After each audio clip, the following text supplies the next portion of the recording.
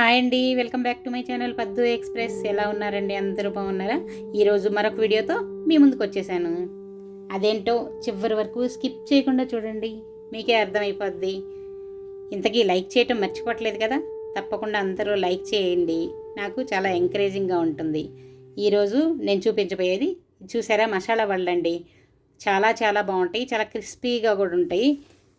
ఈజీగా చేసుకోవచ్చు అనమాట. ఇది ఎలా చేసుకోవాలో, దానికి కావాల్సిన పదార్థాలు ఏంటో ఇప్పుడు చూద్దాం. చూడండి, పచ్చిశనగపప్పు నేను ఒక 1/2 కిలో తీసుకున్నాను. వీటిని నీళ్లు పోసి నానబెట్టుకున్నాను.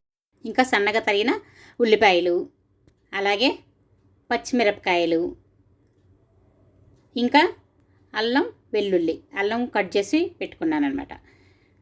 ఇంకా కావాల్సినవి చెక్క, లవంగాలు. మసాలా వడలు కదా, కొంచెం వేసుకోవాలన్నమాట. తర్వాత సన్నగా తరిగిన కరివేపాకు, సన్నగా తరిగిన కొత్తిమీర, రుచికి తగినట్లుగా ఉప్పు, డీప్ ఫ్రైకి సరిపడా ఆయిల్. ఇప్పుడు నీళ్ళల్లో నానిన వాటిని శుభ్రంగా 2-3 సార్లు కడిగేసుకున్నాను. ఎక్కువసేపు ఏం నానబెట్టక్కర్లేదండి, 2-3 గంటలు నానితే సరిపోతుంది. నానిన తర్వాత వీటి నీళ్ళన్నీ తీసేసి చూడండి మిక్సీ జార్లో వేసుకుంటున్నాను. చూడండి, ఇవి మొత్తం ఒకేసారి కాకుండా కొంచెం కొంచెంగా వేసుకుంటే తొందరగా అయిపోతుంది అన్నమాట.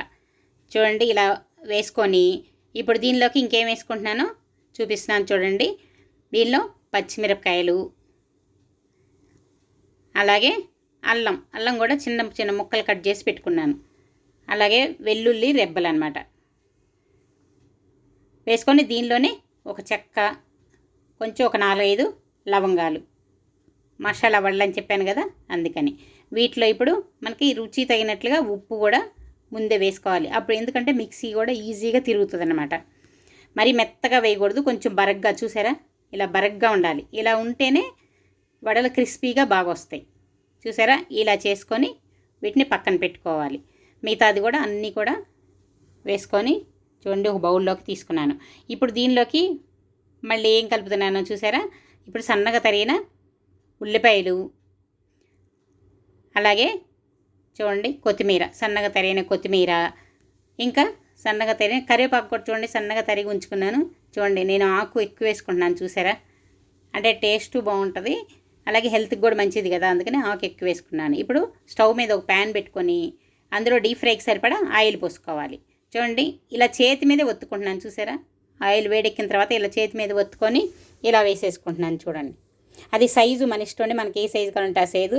ఇంకా శనగపప్పు కూడా అక్కడక్కడ కొంచెం కనిపిస్తున్నాయి చూడండి, అది మరీ మెత్తగా చేయకూడదు, అక్కడక్కడ కొంచెం తగులుతూ ఉంటేనే టేస్ట్ క్రిస్పీగా చాలా బాగా వస్తాయండి. చూడండి, టేస్ట్ కూడా చాలా, పిల్లలు కూడా అసలు చేస్తుంటేనే పిల్లలు మధ్యలో వచ్చి ఒక్కొక్కటి తీసుకొని తింటూ ఉంటారు. చూడండి, అన్నీ ఇలా వేసేసుకున్నాను. చేతి మీదే చేసుకుంటున్నాను. దీనికి కవరు ఏమి కూడా అవసరం లేదు, మనం ఏ సైజు కావాలంటే ఆ సైజు, మరీ ఫుల్గా వేయకుండా కొంచెం అంతటితో. చూడండి, ఇలా వేసుకొని వెంటనే కలబెట్టకూడదు. పిండి పచ్చిగా ఉన్నప్పుడు కలబెడితే ఏంటంటే చిదిరిపోతుంది కదా, అందుకని చెప్పి కొంచెం కాలిన తర్వాత చూడండి రెండో వైపు ఇలా తిప్పుకుంటున్నాను. ఇలా అన్ని వైపులా కూడా కాల్చుకొని మంచి రంగు వచ్చేలాగా చూడండి బాగా కాలిన తర్వాత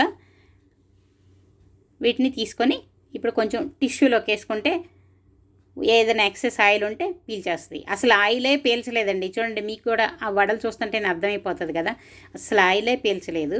క్రిస్పీగా చాలా బాగా వచ్చినాయి. చూడండి, మళ్ళీ ఇంకో ట్రిప్ కూడా వేసుకుంటున్నాను. చూడండి, ఇవి గెస్ట్ వచ్చినప్పుడు కూడా మనం వేసి పెట్టడానికి ఈజీగా అండి. వాళ్ళతో మాట్లాడుతూనే నానబెట్టేసేయచ్చు, ఏముంది తొందరగానే నానిపోతాయండి, ఎక్కువ టైం కూడా పట్టదు.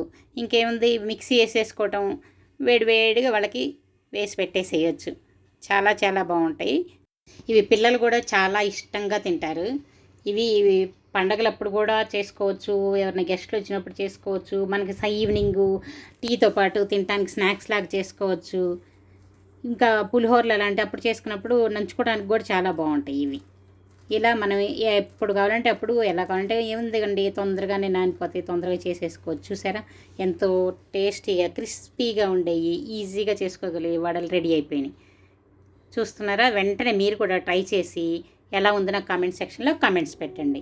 వీడియో నచ్చింది కదా, అయితే ఇంకెందుకండి ఆలస్యం, లైక్ చేయండి, మీ ఫ్రెండ్స్కి బంధువులకి అందరికి కూడా షేర్ చేయండి. ఇంకా సబ్స్క్రైబ్ చేసుకొని వాళ్ళు ఉంటే త్వరగా సబ్స్క్రైబ్ చేసుకోండి. ఇంతకీ నేను పెట్టే వంటలన్నీ మీరందరూ ట్రై చేస్తున్నారా? ట్రై చేసి ఇంట్లో వాళ్ళందరికీ తినిపించండి. అప్పుడే కదా టేస్ట్ తెలిసేది. మళ్ళీ ఇంకో వీడియోతో మీ ముందుకు వస్తాను. Bye bye.